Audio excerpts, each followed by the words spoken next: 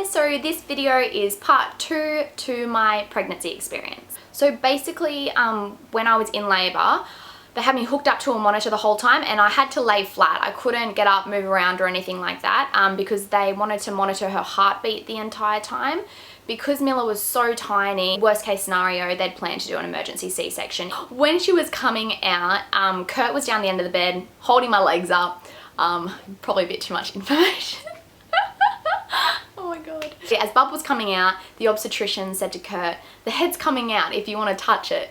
And he was like, okay, and touched it. And then she goes to me, "Keiara, if you want to touch it as well, like you can grab Bub if you want to grab her coming out." So anyways, Kurt always pays me out because of this. I literally like pulled her out of me and put her straight up onto my chest.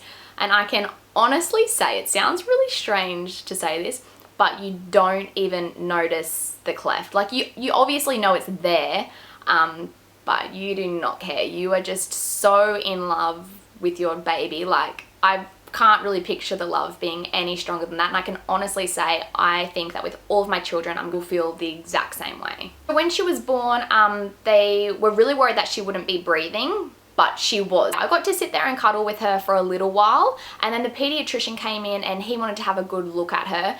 So he pulled her off me and measured her, and she was 2.39 kilos when she was born, so 5 pound 4, which is actually bigger than we thought she was going to be. She did get down to 2.1 kilos because after you have a baby, a few days later they actually drop in weight.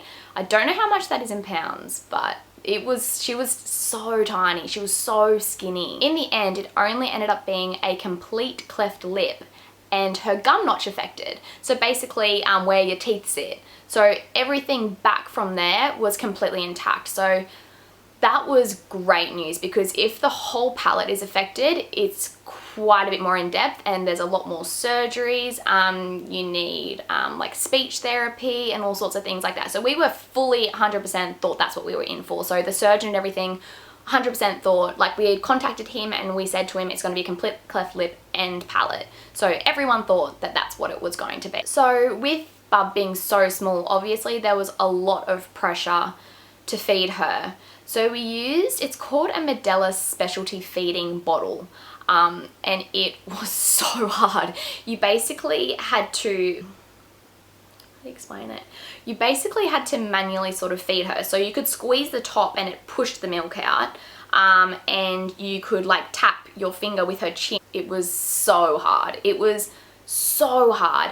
But then because her palate wasn't affected, I said to Kurt, I've got another bottle, which was called the Dr. Brown's specialty feeder. And I said to him, let's give that one a go, because her palate's not affected, it should work.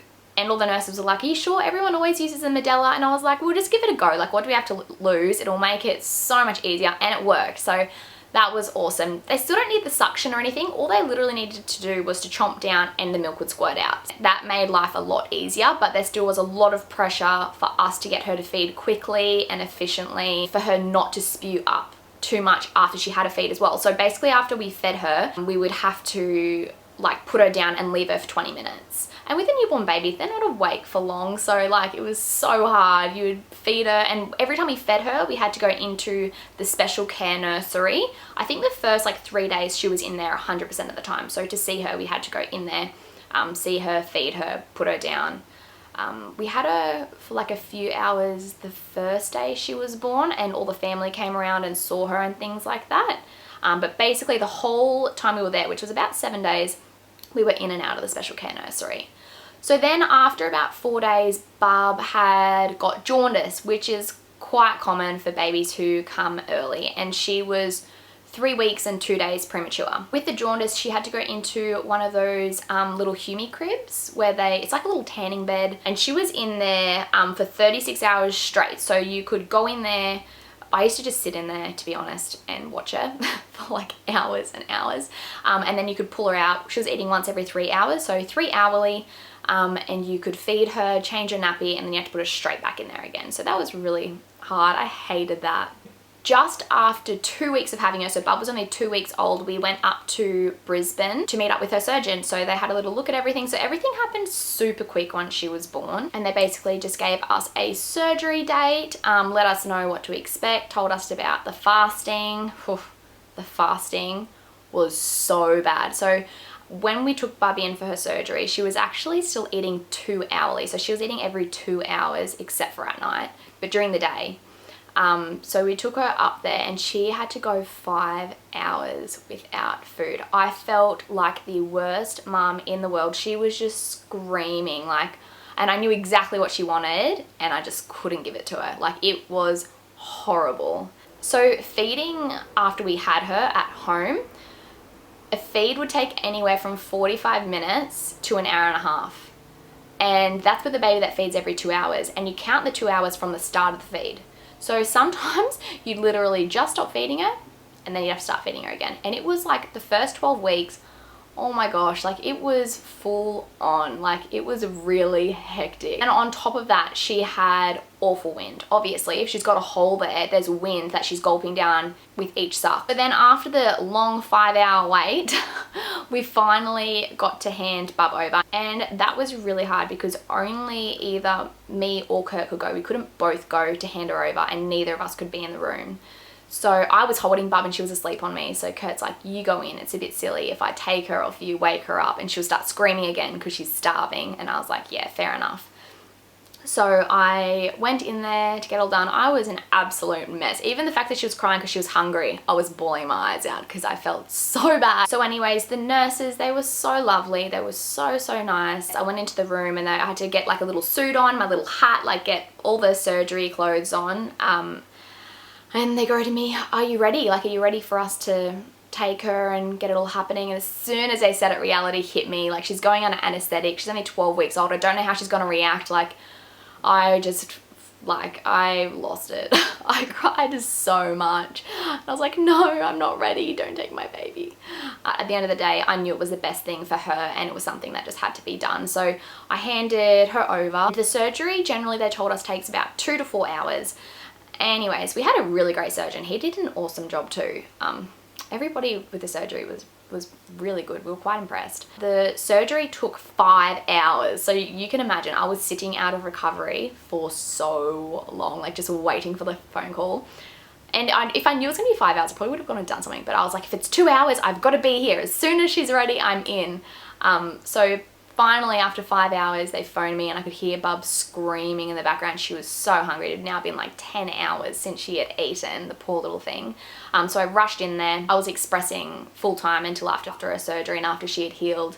So I like expressed like right beforehand, which was good. And I had some milk ready to go. So I ran in there, gave her a feed, and now the bottle post-surgery we had to feed her with.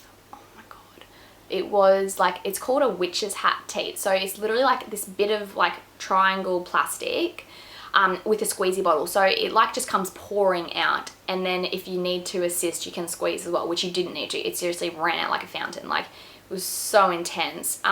So I finally got the phone call. I walked in there. I was so nervous, and again, only one of the parents could go in, and that was me because Kurt was like, I've never tried feeding off that bottle, neither had I, but he's like, you're more gentle than I am, and I was like, okay, all right.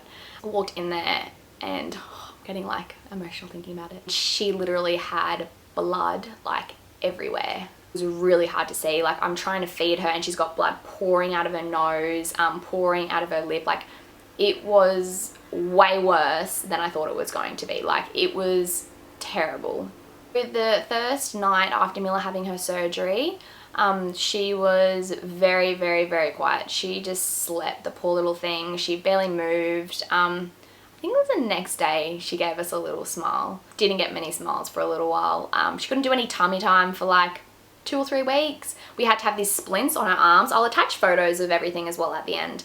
And we had to have splints on her arms so she couldn't touch her lip, of course. And then when we got home, we had to rub cream into it every day. And then a week later, we went up and we could get the stitches removed. Basically just had to keep the wound really clean. Like, you had to put salt water on it, give it a good clean 3 times a day. Once we went up and got the stitches removed, she was a lot better. And I can honestly say, well, she was about 3 months old. So by the time she'd fully healed, she was about 4 months old. From then on, it just got so easy, and she is like an amazing baby. I am so lucky, and I am lucky that it is just the gum notch now that we've got to go. We don't have the whole palate. So the gum notch, she will get repaired when she's 8 to 10 years old. Basically what they do is they do a bone graft from her hip. So they will get some bone from her hip and they'll put it in her gum notch as the adult teeth are growing through, and it actually grows through the bone. So that's going to be quite a major one, but I don't have to worry about that. That's so far away. I'm not going to stress myself out about it until it's at least a year away. So everyone, this is baby Miller. She is seriously the happiest, most content little baby. Hey Papa! Hey! So I hope you guys enjoyed this video, and if you did, then hang around, subscribe, because I'm definitely going to start doing some more. Now Miller is 5 months old. She is sleeping amazing, so I have so much more spare time on my hands. So yeah, follow along if you want to keep watching.